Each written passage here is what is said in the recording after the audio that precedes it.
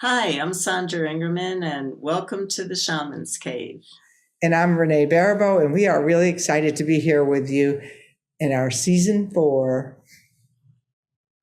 Yeah, time is, I can't believe how fast time is moving. I know that some of you have been in lockdown and not having the opportunity to get out that much. But even if I don't get out, I don't know what it is. I get up, and before I know it, my husband and I, it's time to go to bed. And I don't remember what happened in the rest of the day. Time is just really flying, and it's part of an important message of our show in that, um, in some ways, we think that people are moving a little bit too fast and thinking that normal life is coming back in, I think the prediction is 5 to 6 weeks, because I don't think that everything that we're going through, or and are going to be continuing to go through, is all around the COVID. They're going to be the universe. What the universe does is it just keeps giving lessons, because this is Earth School, and the universe is trying to wake us up like a parent trying to wake up a sleepy kid, and for us to do our work. And part of what happens with all the isolation that we're in is a sense of inertia starts to come in. And so one of the issues that, we're really dealing with is people want to get back to their normal life. They don't want to make any changes, and they don't have the motivation to do a lot right now, to make changes or to find a spiritual practice. It's like all the isolation brought people into inertia. So you either have people running and taking these trips and putting themselves in danger and other people in danger just because they're desperate for a normal life, or you have people who are just so stuck in inertia that they can't move at this particular time. I get that. I was thinking this last weekend about how you would have think that I would have been able to have all this time during this lockdown and this isolation to have finished the next book, when actually I've been busy in this virtual world that we're in. Which reminds me, I want to talk to you sometime about let's talk about the virtual world, because Facebook is selling virtual real estate. Oh And I my thought, goodness. oh, I'm there like, would it be time to have the shamans camp? But we'll talk about that on another show. But tomorrow, I'm really excited. I've been planning this Finding Freedom LGBTQ symposium for 7 years, and we're having it live this week. Mm, And I'm very excited about it. We purposely knew that we didn't want more than 125 people. It's typically been about 300 people, but that, to make the tables a little smaller, and to make the vendor area a little bit more spread out, and to, have space between the seating, but that especially in a community like the LGBTQ and, trans community, where people feel so isolated to start with, that there's this effervescence that happens when people gather together that really needs to happen. And I'm also planning, an in-person retreat in the fall, because I think that part of this experience of, wanting to get back to life as normal, there is no life as normal. Well, there probably never was, but how are we going to do it this year? right. How are we going to do it now? And so we're experimenting how we're going to do it now with our Yeah. N95 masks, Right. Yeah. Yeah. rainbow colored ones. I know for myself, I'm delaying in-person workshops only because the next workshop that I teach will be a practitioner training leading into a teacher training. And I don't want to be having a few year training and where I have to keep making changes in the middle, because of people's safety. So I'm just waiting for a go, for my spirits and for the times to shift a little bit. But I think that the power, we all want to be back in person again, and we do all want to move back into our regular lives. But I think that we also have to use this time in staying present to ourselves and what's the process that's coming up for ourselves that creates that change in us that will actually start to change the dream that we're living, because changing the dream that we're living is the responsibility of every single one of us. And so running away from this time is not the best use of anybody's time, but allowing yourself to get bored and allowing yourself to go through all kinds of different emotional states so that you start to open up to a different dimension of your spiritual practice and your spiritual consciousness that will open you up to a different dimension of life. And so the point is, yes, we all do want to get back together in person, but are we taking the time for the reflection that we need, because the universe is asking us to stop, just to Hmm. stop. And what happens when we don't stop? Because the universe, uh, we're babies on this planet, literally babies on this planet, and the universe will keep taking us down. Hmm. We can't push the universe away and say I had enough. The universe doesn't work like that. Absolutely. And that's kind of one of the things that I was thinking about when I was just recently at an airport is how the energetics of the airport have changed. That they're not like if you used to go through Dallas, Fort Worth, and it would be, you'd be like conveyor belts of cans on a conveyor belt with people just, going. And it's like we were just like moving, I think pretty unconsciously, that we just all had a right to move wherever we wanted to at the speed of which we wanted to, the speed of sound. And then all of a sudden the airport's emptied out. And I think so many people that I know who are pretty awake they're like, oh, I'm not really feeling like I want to go anywhere right now. Mhm. And not because of that they're worried about getting COVID, because a lot of people have already, but that there's a shift that's already happened in our tourism. Right.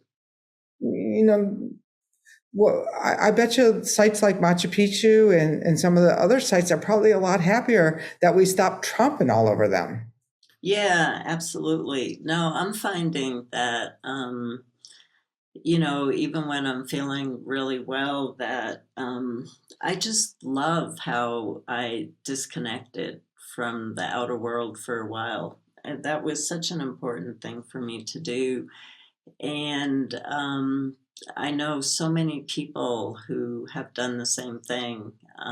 They're either going out to nature and living in nature, or like me, moving their ceremonial work and their spiritual practices to their home and, working more by themselves. It's such a time of opportunity for what we can explore and discover about ourselves, that with the fast-paced life that we had been living, and people are trying to get back to that as quickly as they can. But with the fast-paced life that we've been living, we've forgotten about ourselves. We've forgotten about what's healthy on every level, not just body, but mind and spirit. And spirit has suffered a lot because that that's one of the things that people let go of in really high, when they live a really high speed life, is not having the time to really devote oneself to a spiritual practice that lasts throughout the day so that you're living the work instead of just sitting and meditating for an hour and thinking that the rest of your day you can just be a normal person pushing people who aren't walking fast enough and yelling at people who aren't doing things as fast as you want. We've really separated out the spirit from life, and what we need to do is we need to bridge spirit back into our every moment life, whether you're in an airport or whether you're staying at home right now. That's so true. Last show I talked about selling the set of china as that I'm clearing out, but I didn't tell you about the woman who bought the china. So she says, "Oh, I'm on my way." She drove an hour from somewhere to pick it up, and because I wanted it to go to somebody who was going to use it. And then she took out pictures and showed me about that she's bought like a few sets of china, and in her family, which seemed like a big extended Hispanic family, they've taken to having these elegant dinners together because they're all locked down. So she showed me that she got this one set of china. And so they've made a commitment in their family that once a month, they're going to have these dinner parties where they take out the nice set of china and actually sit and use the china and communicate and talk to each other. And that was a gift for her from being locked down. So what have you transformed in your own life from this gift of being, more connected to the people in your smaller inner world? Like for me up on the island, I have my neighbors that, I cooked dinner over Christmas and I brought dinner to 2 or 3 people who didn't have families to share it with. And, and it's those kind of random acts that we can do, like having a dinner party or having people collect around making, playing Scrabble, that are also kind of ceremonial ritual things that they don't all have to be out there. You're on your knees, with bended knees praying to God for answers, but we can recreate our lives in a way that's more meaningful in small ways. Yeah, bird watching is, we've been feeding our birds for 27 years as we've moved in here, and we have a really gourmet station. So birds and squirrels and fox and bobcat and deer and bear and all the other creatures that like to come here. And so we've been bird watchers for a long time, but we've been reading about how bird watching is at its all-time high, which is really great because people are starting to who aren't on what we would call a shamanic practice or a tradition, looking at living a traditional way of life. These are just regular folks who are connecting with nature and starting to appreciate the amazing beauty and uniqueness of what we share the planet with. And so that's a real positive thing that's come out of isolation, is for people who can just walk to a park, they're connecting with trees and plants and birds and creatures, and really like waking up to, oh my God, I never thought about looking at all the wonderful beings that I live with here. So, yeah. Yesterday I had lunch with a woman who, I swear we have lunch all the time. All of a sudden, after all these years, she told me she's been going to a Bible study. And I'm there like, well, why wouldn't you have told me that? She goes, yeah, this year we're studying women in the Bible. And I'm there like, and I'm sure you feel the same way. Have a practice. It doesn't have to be my practice.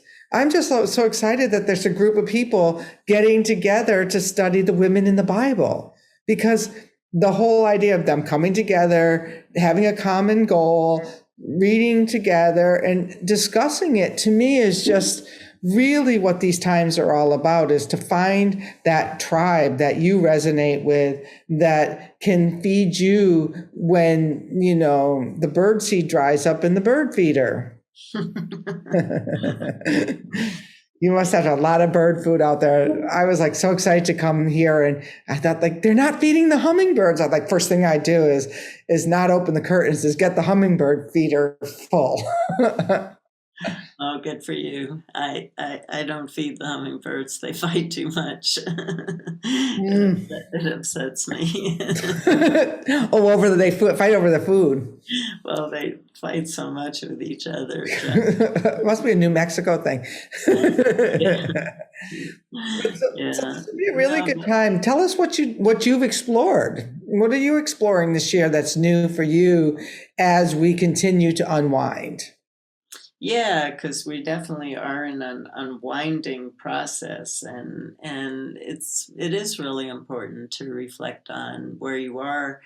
And I don't keep a journal. I stopped writing a long time ago because I'm in a place with the dismemberment initiation that I've been going through that I actually don't want to remember what happened, and so I don't want to write it down.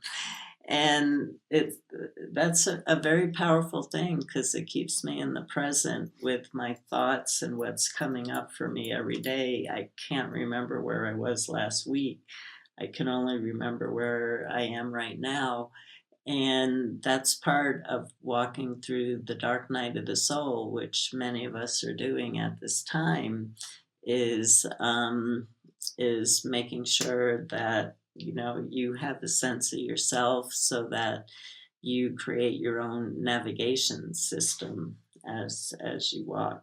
So Yeah, it's very important to know where you are at this moment. If you're tired, to rest. If you have energy, to spend it doing something you love doing. If people really, they changed up their jobs. They realized that they didn't have to necessarily go to the office. I don't think, we're having a real transformation of how people are going to live and work on the planet. It's like we just took for granted we had 150 restaurants to choose from in a 4-mile radius. And now it's like, I was driving through the desert the other day and I noticed how many of them closed, and which ones have made it, and which, what are they offering, and how were they able to shift with the tides in order to survive.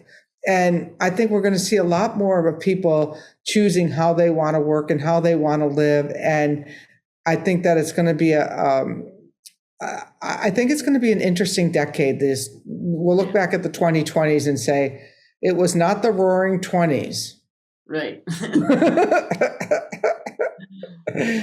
Yeah. Well, on that note, it is important to take time out and just reflect on where you are, because as I shared, it's your navigational system. It does help you move forward. If you're so focused on what happened a few weeks ago, it's not giving you information on what you need to do to take that next step forward tomorrow. And that's what gets us through, is just going step by step by step. So do the work that you have to do so that you have your own navigational system that tells you where to put your foot tomorrow. And if you want a community to support that, the Windwalker Apprenticeship Program starts in just a couple of weeks. And we're a community that holds other people to the accountability of making sure that you have that support as you go through those changes, and that we're all going through together so that we can come out and be stronger supports for our community. The whole point of all the work is how do we hold ourselves in community, because we are a shamanic community. And I think Bridget, my assistant, said, that's one hair on the head of of all the time is the shamanic community. So there's all these other hairs on the head, but you're part of the hair on our head. So make sure you stay with us over here at the Shamans Cave, because we plan on being here for a long time to come, helping you through with our wisdom how to navigate these changing times.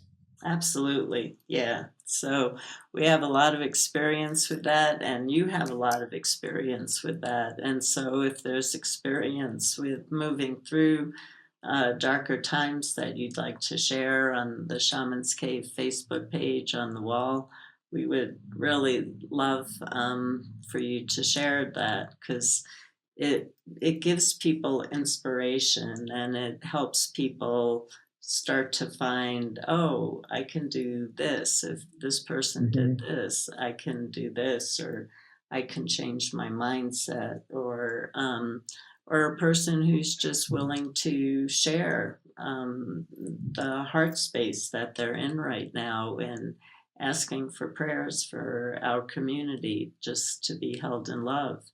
That's what the Shaman's Cave Facebook page is all Mhm. about. So add to that and subscribe to us on YouTube, and go to shamanstv.com if you're looking for episodes that you'd like to watch, because a lot of people are going back and watching episodes that are really helping them take that next step forward. So blessings, everyone. Thank you, Renee. Blessings to you.